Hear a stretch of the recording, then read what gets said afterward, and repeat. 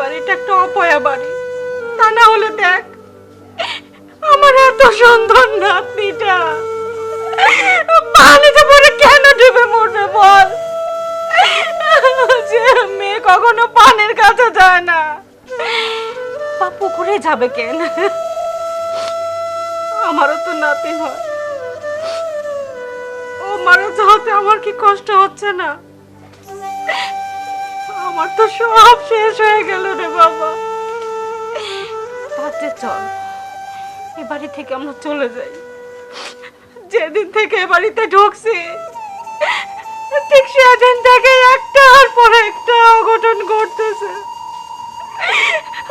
আমার আর এই বাড়িতে থাকতে ইচ্ছে করতেছে না বাবা।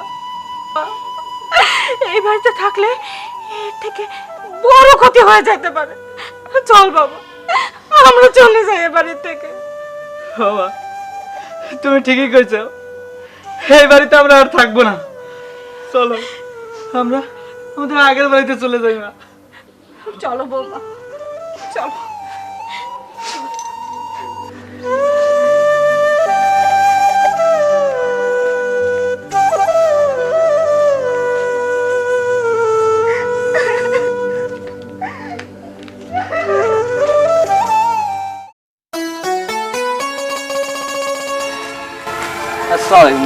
ওয়ালাইকুম আসসালাম।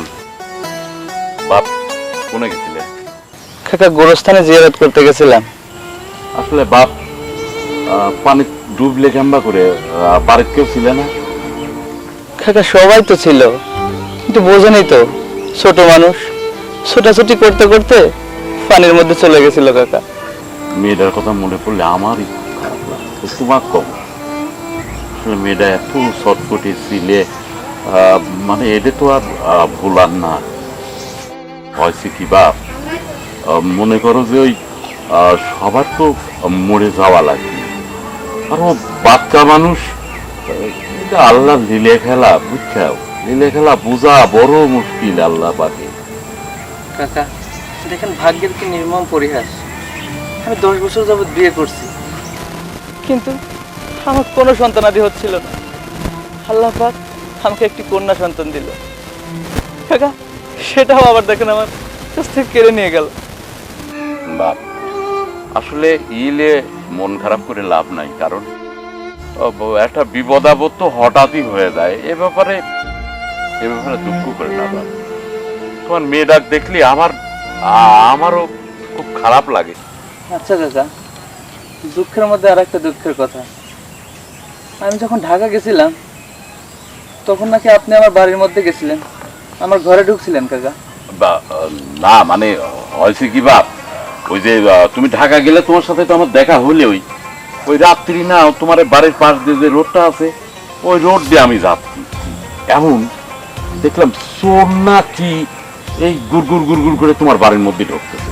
আমার তো মাথায় একটা জিনিস আছে যে তুমি তো নাই ঢাকা, তাহলে এটা কিরা ঢুকলে আমি মনে করো পাঁচ বাড়ির মধ্যে ঢুকে তো মনে করো দেই চোর নাই, কেরে কোনে গেল। একটা ছায়ার মতো কি জানো ওই তোমার ঘরের মধ্যে ঢুকে গেল। আমিও তো মনে করো ঘরের মধ্যে ঢুকে গেলাম, বাঘের মতো ওই কি কয় তোমার ঘরের মধ্যে ঢুকে পড়লাম। ঢুকে পড়ে আর পুষ্টি পাচ্ছি না। তো এই সময় তোমার বউ চেঁচামেচি শুরু করে দিলে। দেখে বুঝছো, আসলে স্বাভাবিক একটা মেয়ে মানুষ তো ভয় পাওয়ারই কথা।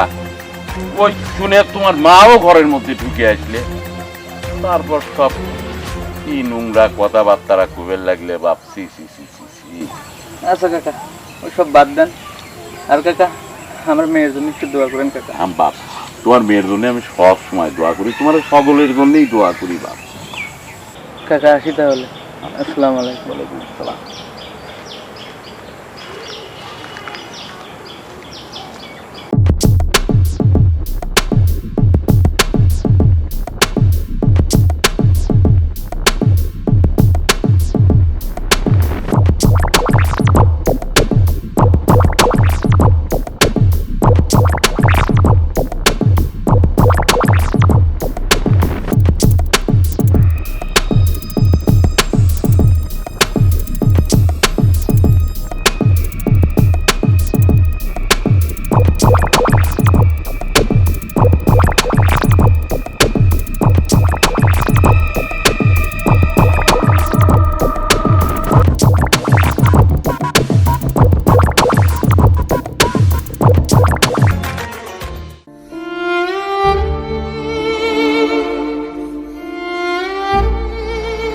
হে আল্লাহ, আমি আমার মেয়েটাকে ছাড়া কিভাবে থাকবো, যাকে ছাড়া আমি একটা দিন থাকতে পারতাম না।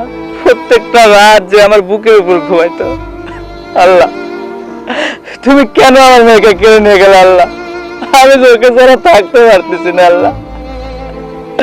হে খোদা, আমার সাথে এটা কি খেলা খেললো আল্লাহ? আমার এত কষ্ট আমি আর সহ্য করতে পারতেছি না।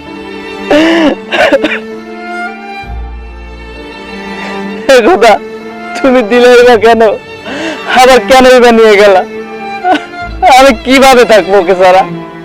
আমি কিভাবে কাজ করব, কিভাবে কোনো কিছু করব, কার জন্য কি করবো আল্লাহ? আমি যে আর পারতেছি না। আমিন।